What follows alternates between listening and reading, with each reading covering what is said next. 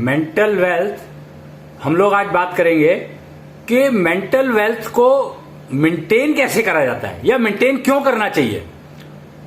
तो आज मैं मेंटेन पर ही रखूंगा इसको और बाकी टॉपिक हम अगली बार लेंगे।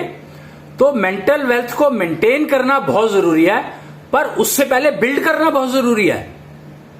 अगर आप मेंटल वेल्थ मेंटेन कैसे करोगे जब मेंटल वेल्थ बिल्ड ही नहीं करी आपने, तो मेंटेन कैसे करोगे।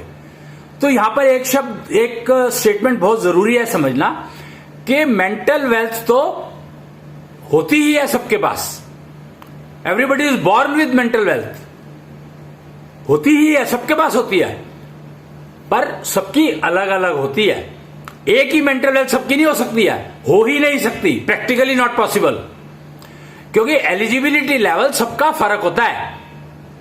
यहां पर मैं एफिशिएंसी की बात नहीं कर रहा हूं, अभी एफिशिएंसी की बात नहीं कर रहा हूं मैं, पर born at the time of birth everybody has same eligibility level is wrong.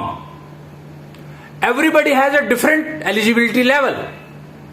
Everybody, each and every person on earth has a different eligibility level, so different mental wealth. And even if we are able to maintain that itself, it doesn't get destroyed by the parents. It doesn't.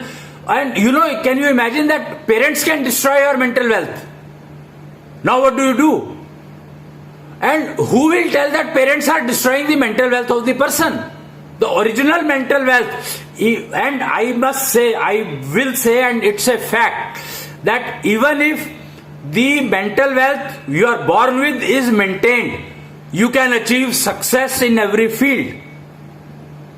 But due to ignorance of the parents about the mental wealth of the person, they try to misguide him or her. They don't tell, though they don't know, since they don't know, out of ignorance, they try to impose their situations, their thoughts, their thinking on the kid. That मैं ये नहीं कर पाया तो मैं चाहता हूं कि मेरा बच्चा ये करे।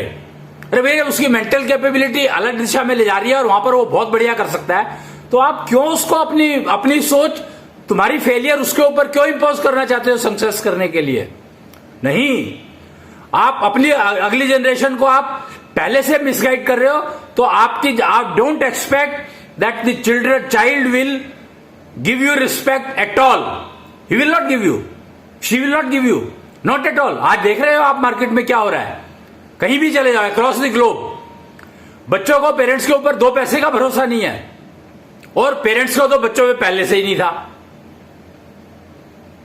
तो कारण क्या है कि जो बेसिक स्ट्रक्चर है, जो बच्चा पैदा हो रहा है उसका जो बेसिक स्ट्रक्चर है, पहली बात तो 9 महीने उसने पेट में बिताया, उसका तुमने ध्यान ही नहीं रखा। क्या भगवान रखेगा ध्यान? अरे भैया, भगवान ने दे दिया तुम्हें, तो भगवान ने दिया कि नहीं दिया ये भी मेरे को डाउट है इसमें, क्योंकि कोई कहता है कि बच्चे तो पेरेंट्स की वजह से आते हैं, कोई कहता है ये, कोई कुछ बहुत सारी चीजें फ्लोटिंग है। मैं इसमें कहता नहीं, पर भगवान अगर देता नहीं है तो मेंटेन भी नहीं करता है। भगवान ने तो एक सिस्टम बना दिया, अब उस सिस्टम को यूज करो और जो चाहिए आपको ले लो।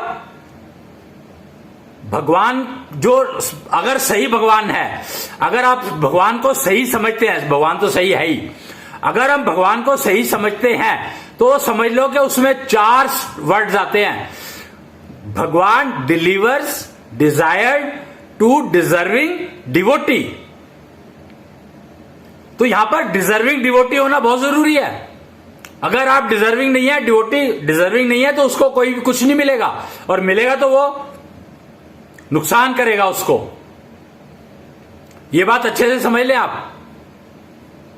तो मैं ये कहूंगा कि मेंटल वेल्थ तो पहले कि एटलीस्ट जो बच्चा लेकर के पैदा हुआ है उसको तो मेंटेन रखो भाई, उसको तो खराब मत करो। ये है मेंटेनेंस, पहली maintenance, first step of the maintenance.